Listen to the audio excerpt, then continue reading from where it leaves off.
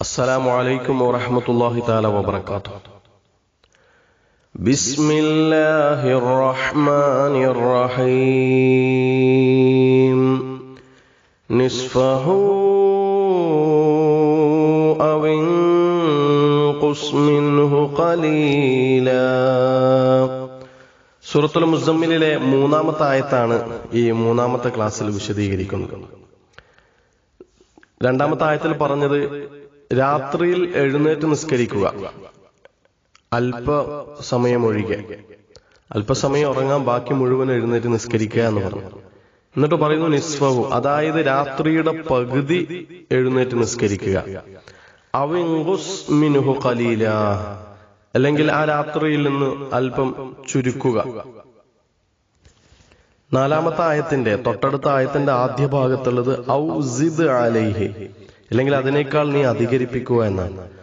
അപ്പോ രാത്രിയുടെ പകുതി, അല്ലെങ്കിൽ അത് കൂടുകയോ കുറയുകയോ ചെയ്യാം. ഏതായിരുന്നാലും ഫർള് നിസ്കാരം നിർബന്ധമാക്കപ്പെടുന്നതിന്, 5 നേരത്തെ നിസ്കാരം നിർബന്ധമാക്കപ്പെടുന്നതിന്റെ മുമ്പാണ് ഈ ഒരു വിഷയം പറയുന്നത്. അതുകൊണ്ട് തന്നെ നബി സല്ലല്ലാഹു അലൈഹി വസല്ലം തങ്ങൾക്കും സ്വഹാബത്തിനുമൊക്കെ തഹജ്ജുദ് അന്ന് നിർബന്ധമായിരുന്നോ, രാത്രി നിസ്കാരം നിർബന്ധമായിരുന്നു എന്നും അല്ല എന്നുമൊക്കെ ചർച്ചയുണ്ട് പണ്ഡിതന്മാർക്കിടയിൽ. ഏതായിരുന്നാലും നബി സല്ലല്ലാഹു അലൈഹി വസല്ലം തങ്ങളും സ്വഹാബത്തും ആ ഇസ്ലാമിന്റെ ആ തുടക്ക സമയത്ത് ദീർഘമായ സമയം രാത്രിയിൽ തഹജ്ജുദ് നിസ്കരിക്കുന്നവരായിരുന്നു, രാത്രി നിസ്കാരം നിർവഹിക്കുന്നവരായിരുന്നു. സുന്നത്തായ നിസ്കാരങ്ങളുടെ കൂട്ടത്തിൽ ഏറ്റവും ശ്രേഷ്ഠമായ നിസ്കാരമാണ് രാത്രി നിസ്കാരം, തഹജ്ജുദ് നിസ്കാരം. അഫ്ളലുസ് സ്വലാത്തി ബഅദൽ മക്തൂബത്തി ഖിയാമുൽ ലൈൽ.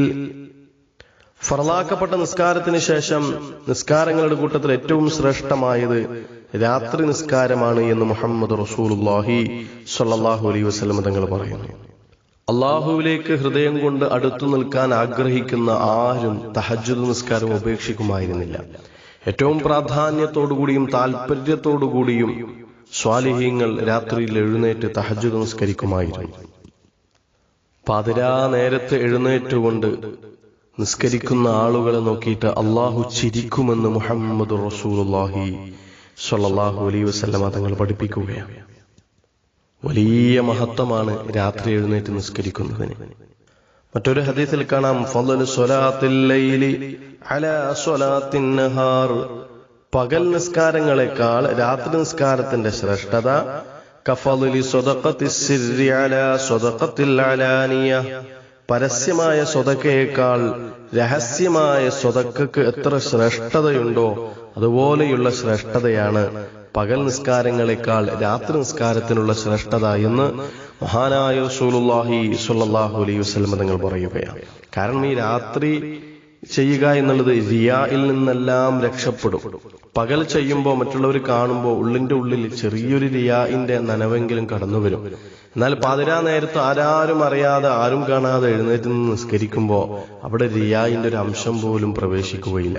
അതുകൊണ്ട് തന്നെയാണ് രാത്രിയുള്ള ഇബാദത്തിന്, നിസ്കാരത്തിന് വലിയ പവിത്രതയുള്ളത്. അതുകൊണ്ടാണല്ലോ നാളെ പരലോകത്ത് കോടാനുകൂടി മനുഷ്യന്മാർ ഒരുമിച്ച് കൂടുമ്പോ രാത്രി നിസ്കരിച്ചവരെവിടെ എന്നിങ്ങനെ വിളിച്ചു ചോദിക്കപ്പെടും. അങ്ങനെ അവർക്ക് വേണ്ടി രാത്രി നിസ്കരിച്ച ആളുകൾ എഴുന്നേറ്റ് വരുമ്പോ ആ രാത്രി നിസ്കരിച്ചവർ ഫയദ്ഖുലൂനൽ ജന്നത ബിഗൈരി ഹിസാബ്, വിചാരണയില്ലാതെ സ്വർഗത്തിലേക്ക് അവരിങ്ങനെ പ്രവേശിക്കും. ആര്? ഈ രാത്രിയിൽ എഴുന്നേറ്റ് നിസ്കരിച്ചവർ, തഹജ്ജുദ് നിസ്കരിക്കുന്നവർ. അബൂ ഹുറൈറ റളിയല്ലാഹു അൻഹുവിൽ നിന്ന് നിവേദനം ചെയ്യുന്ന ഹദീസിൽ കാണാം നബി സല്ലല്ലാഹു അലൈഹി വസല്ലം തങ്ങൾ പറഞ്ഞു, ജീവിതത്തിലും മരണത്തിലും നാളെ ഖബറിലും പരലോകത്തും അല്ലാഹുവിന്റെ റഹ്മത്ത് നീ ആഗ്രഹിക്കുന്നുണ്ടെങ്കിൽ, അല്ലാഹുവിന്റെ അപരിമേയമായ അനുഗ്രഹ കടാക്ഷം നിന്നിലേക്ക് വർഷിക്കണമെന്ന് നിന്റെ മനസ്സ് വല്ലാതെ കൊതിക്കുന്നുണ്ടെങ്കിൽ ഖും മിനൽ ലൈലി ഫസല്ലി, രാത്രിയിൽ നീ എഴുന്നേൽക്കുകയും എന്നിട്ട് നീ നിസ്കരിക്കുകയും ചെയ്യുക എന്ന് മഹാനായ മുഹമ്മദ് മുസ്തഫ സ്വല്ലല്ലാഹു അലൈഹി വസല്ലം തങ്ങൾ പറയുകയാണ്. നബി സല്ലല്ലാഹു അലൈഹി വസല്ലം തങ്ങളുടെ രാത്രി നിസ്കാരം എങ്ങനെയാണെന്ന് ചോദിച്ചാൽ, നമ്മൾ ഈ ആയത്തിൽ പറഞ്ഞത് രാത്രിയിൽ കുറച്ച് സമയം ഒഴികെ ബാക്കി മുഴുവൻ സമയം എഴുന്നേറ്റ് നിസ്കരിക്കാന്നാണ്. ഇത് നമ്മൾ ഫർള് നിസ്കാരമൊക്കെ നിർബന്ധമാക്കുന്നതിന്റെ മുമ്പുള്ള ഒരു അവസ്ഥയാണിത്. എന്നാൽ നബി സല്ലല്ലാഹു അലൈഹി വസല്ലമ തങ്ങളുടെ ചര്യ ഇങ്ങനെയായിരുന്നു. കാന യനാമു അവ്വലൽ ലൈലി വയഖൂമു ആഖിറഹു ഫയുസല്ലി. നബി സല്ലല്ലാഹു അലൈഹി വസല്ലമ തങ്ങൾ രാത്രിയുടെ ആദ്യ ഭാഗത്ത് ഉറങ്ങുകയും എന്നാൽ രാത്രിയുടെ അവസാന ഭാഗത്ത് എഴുന്നേൽക്കുകയും എന്നിട്ട് നിസ്കരിക്കുകയും ചെയ്യുന്നവരായിരുന്നു എന്ന്. അങ്ങനെ നിസ്കരിക്കുമ്പോൾ തന്നെ ചെറിയ ലഘുവായ 2 റക്അത്ത് കൊണ്ടാണ് തഹജ്ജുദ് നിസ്കാരം ആരംഭിക്കേണ്ടത്. അതിന്റെ റക്അത്തുകളുടെ എണ്ണം, തഹജ്ജുദ് നിസ്കാരം എത്ര റക്അത്ത് വേണമെങ്കിലും നിസ്കരിക്കാം, എത്ര റക്അത്ത് വേണമെങ്കിലും നിസ്കരിക്കാം. അങ്ങനെ നിസ്കരിക്കുമ്പോൾ ആദ്യത്തെ 2 റക്അത്ത് ചെറിയ ദീർഘമല്ലാത്ത 2 റക്അത്തായിട്ട് തുടങ്ങലാണ് ശ്രേഷ്ഠതയുള്ളത്.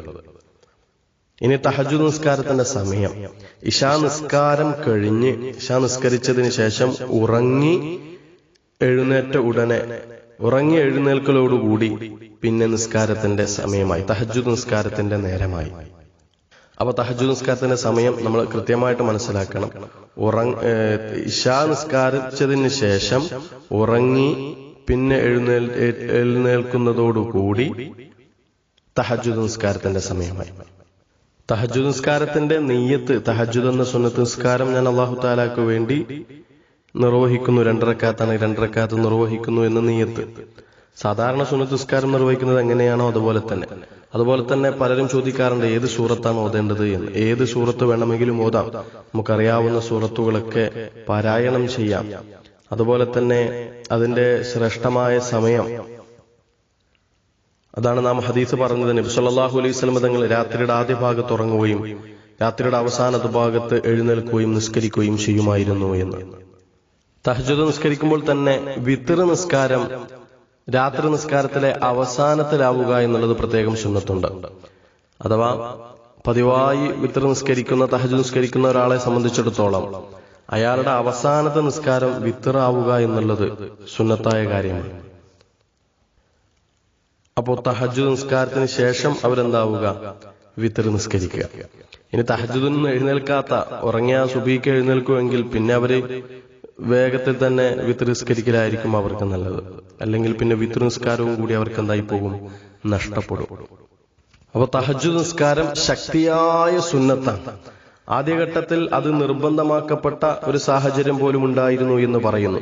എന്നാൽ നമ്മളെ സംബന്ധിച്ചിടത്തോളം ഇപ്പോൾ ശക്തിയായ സുന്നത്താണ്. നബി സല്ലല്ലാഹു അലൈഹി വസല്ലം തങ്ങൾ പറഞ്ഞു, റകഅതാനി യർകഉഹുൽ അബ്ദു ഫീ ജൗഫിൽ ലൈലി ഖൈറുൽ ലഹു മിനദ് ദുനിയാ വമാ ഫീഹാ. പാതിരാ നേരത്ത് ഒരു അബ്ദ് 2 റക്അത്ത് നിസ്കരിക്കുക എന്നുള്ളത് അത് ദുനിയാവും ദുനിയാവിലുള്ളതും ലഭ്യമാകുന്നതിനേക്കാൾ അവന് ഏറ്റവും ശ്രേഷ്ഠമാണ്.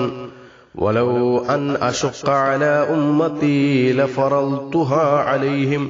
എന്റെ സമുദായത്തിന് പ്രയാസമാകില്ലായിരുന്നുവെങ്കിൽ ഞാനത് നിർബന്ധമാക്കുമായിരുന്നു എന്ന് നബി സല്ലല്ലാഹു അലൈഹി വസല്ലം തങ്ങൾ പറയുന്നു.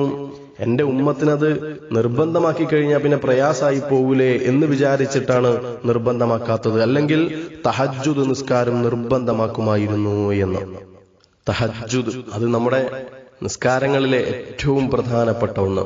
ഇൻഷാ അല്ലാഹ് അത് നിർവഹിക്കാൻ സാധിക്കുന്നവരെ കാര്യമായി അത് നിർവഹിക്കുക. കാരണം അത് നഷ്ടപ്പെടുത്തരുത്. വലിയ പവിത്രതയും വലിയ മഹത്വവുമാണ് അതിനെക്കുറിച്ച് പറയാനുള്ളത്. തഹജ്ജുദ് നിസ്കാരത്തിന്റെ മഹത്വത്തെക്കുറിച്ച് ഇവിടെ പറയാൻ നമുക്ക് സമയം വളരെ കുറവാണ്. ഈ ഉള്ളവൻ തന്നെ തഹജ്ജുദ് നിസ്കാരത്തിന്റെ മഹത്വത്തെക്കുറിച്ച് മാത്രം പറയുന്ന 20 ക്ലാസുകൾ കഴിഞ്ഞ 3-4 മാസങ്ങൾക്ക് മുമ്പ് എടുത്തിരുന്നു. അപ്പോൾ അത് യൂട്യൂബിലൊക്കെ ഉണ്ട് താൻ. ഏതായിരുന്നാലും അതിലൊക്കെ ആ തഹജ്ജുദിന്റെ മഹത്വം ക്ലാസ് എടുക്കാൻ വേണ്ടി അതിന്റെ ഹദീസുകൾ പരിശോധിക്കുമ്പോൾ അത്ഭുതപ്പെട്ടു പോവുകയാണ്.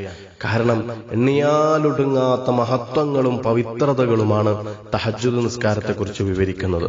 അതുകൊണ്ട് ഇൻഷാ അല്ലാഹ് പഴയ കാലത്ത് സ്വഹാബത്തും പൂർവസൂരികള് അവരുടെ ഈമാനിനെ ഉറപ്പിച്ചു നിർത്താൻ, ദീനിൽ ഉറച്ചു നിൽക്കാൻ, അള്ളാഹുവിനോടുള്ള ഇഷ്ടം വർദ്ധിപ്പിക്കുവാൻ അവർ രാത്രിയിൽ ദീർഘമായ സമയം തഹജ്ജുദിലായിട്ട് സമയം ചെലവഴിച്ചിരുന്നു എന്ന് നമുക്ക് ഈ ആയത്തുകളുടെ അടിസ്ഥാനത്തിൽ മനസ്സിലാക്കാൻ വേണ്ടി കഴിയുകയാണ്.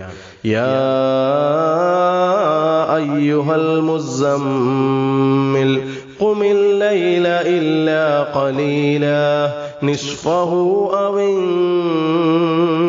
انقص منه قليلا أو زد عليه ورتل القرآن ترتيلا. ഇൻഷാ അല്ലാഹ് നാലാമത്തെ ആയത്തിന്റെ അർത്ഥം നമുക്ക് അടുത്ത നാലാമത്തെ ക്ലാസ്സിൽ പറയാം. അല്ലാഹു അനുഗ്രഹിക്കട്ടെ. നിർത്തുന്നു. അസ്സലാമു അലൈക്കും വറഹ്മത്തുള്ളാഹി.